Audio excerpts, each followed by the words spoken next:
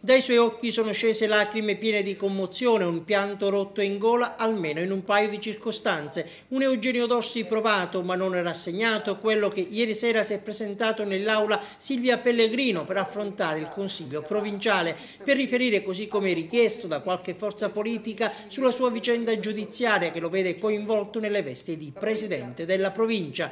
Ovviamente lui, accompagnato in aula da Giuseppe Scozzari, uno dei 3 legali di fiducia, non è andato troppo in profondità nei dettagli dell'inchiesta portata avanti dalla Guardia di Finanza. Adesso è atteso in tribunale per il processo fissato per il 23 gennaio del prossimo anno con il rito speciale, il giudizio immediato. Eugenio Dorsi ha tracciato per grandi linee il suo cammino istituzionale, scandito e evidenziato da passaggi significativi come il contenimento della spesa e i tagli agli sprechi per risanare il bilancio dell'ente, ed è stata forse proprio questa linea parsimoniosa, osservata ancora Dorsi, a scatenare la macchina di fango nei miei confronti, lettere anonime. Attualmente inviate a numerose istituzioni, una di queste ha trovato scopo e da essa è derivato il processo a mio carico.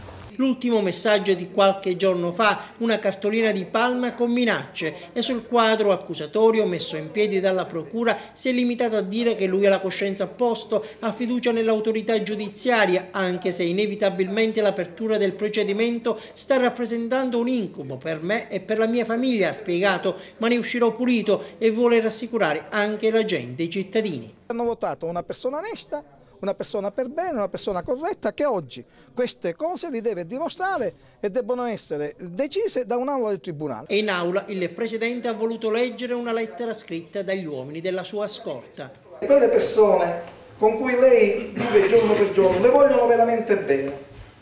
Avere tante persone dietro a volte non serve a niente. L'amico non è quello che ti sta accanto quando stai cavalcando l'onda del potere. Scorta alla quale lui aveva deciso di rinunciare perché indagato, ma il Comitato per l'Ordine e la Sicurezza Pubblica ha respinto la sua richiesta. A testimonianza comunque del rapporto cordiale e saldo, Dorsi ha svelato un retroscena molto simpatico che vede protagonisti i suoi angeli custodi. Concludono dicendomi: ci sarebbe un modo per stare vicino, dato che lei ci ha licenziato, manti via i suoi assessori e nomini noi assessori. E sul fronte squisitamente politico il Consiglio non è andato oltre ad un applauso finale.